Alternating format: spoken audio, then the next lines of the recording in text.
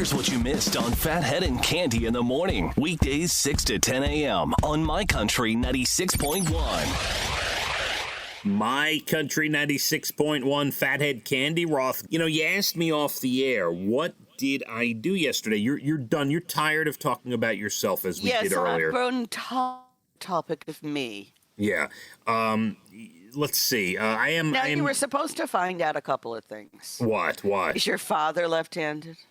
Oh. I had a question about electricity. I wanted him to answer. Did you ask him? Okay, so this is a guy. I wrote this down. Hold on. I'm glad you brought this up. Yeah. You're left-handed. We're supposed to find actual things out yesterday. Hold on. Could you calm down a second, please? Yeah, let's go. Okay. This is going to blow your mind. I told you yesterday that I was pretty sure Dina and my father were lefty, and me, my mother, and Amy were righty.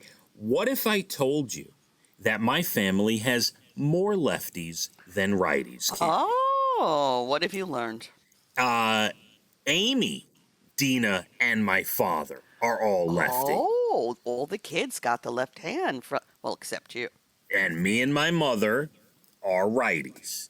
And I thought my oldest sister, Amy, was righty this whole time. But as we discussed, I called her yesterday, and she said that she is a lefty, but she does things sometimes with the opposite hand, like the way a righty should. So whatever they call it. Well, she claims she's not ambidextrous. She just she just does sometimes uses her other hand more. I broke my pinky years ago on my right hand, which is my hand that I use. Mm-hmm. And let me tell you, it was tough. I was in high school, and it was really hard writing with my left hand. I had a big problem with that. Today it wouldn't be a problem because we have the computers and everything like that.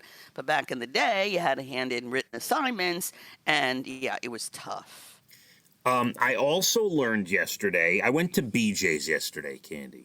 And I was, I picked up some things, chicken. So I was looking for some T-bone steaks, like I told you I love on the barbecue, right?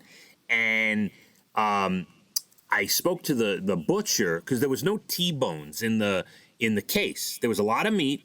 And you said, "Butcher, do you know who I am?" Well, no. What I did, they're very. And he said, "Wait a minute, I recognize that voice. Keep talking."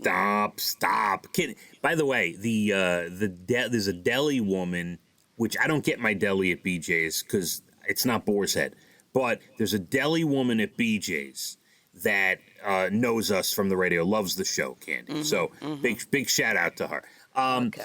But you ever go to a supermarket or any of these places and you don't find the cut of meat you want, so you go find the butcher? No. No, I don't. I do it all the time. And may I say something?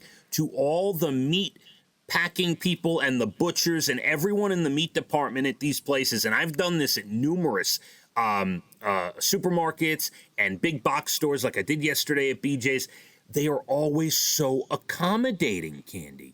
Always. So did you get your T-bones? Yes, so I go, but like this is so, I wonder if this is a thing, like maybe they're back there cutting meat all day and they don't have human interaction and they love talking, if someone actually asks them a question. But I've always had great experiences with butchers at supermarkets.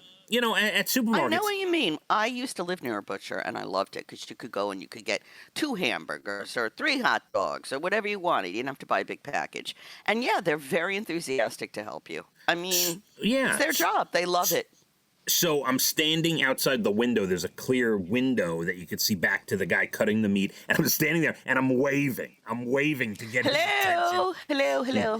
He's using heavy machinery and equipment, and I'm waving to get this guy's attention. Yeah, and great.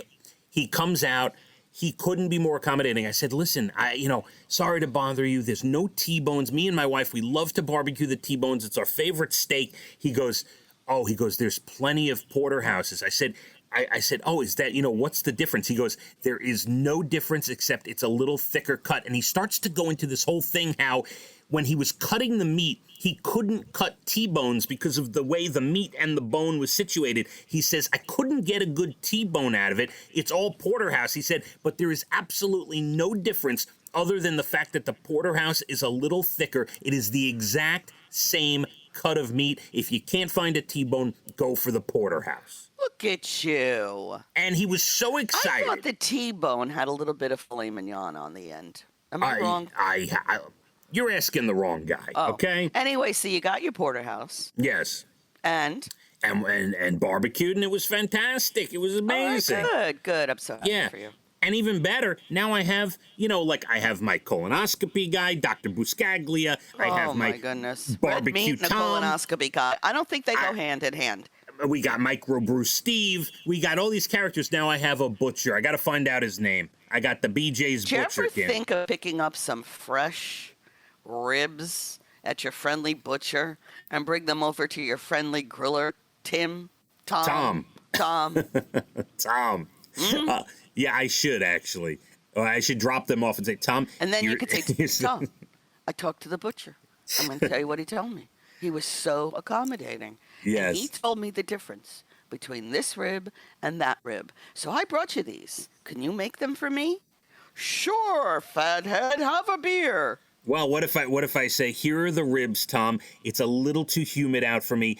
Call me in 6 or 7 hours when they're ready. Yeah, that sounds more like you. Yeah, let's stop right here. My Country 96.1. Phathead and Cande in the morning, weekdays 6 to 10 a.m. on My Country 96.1.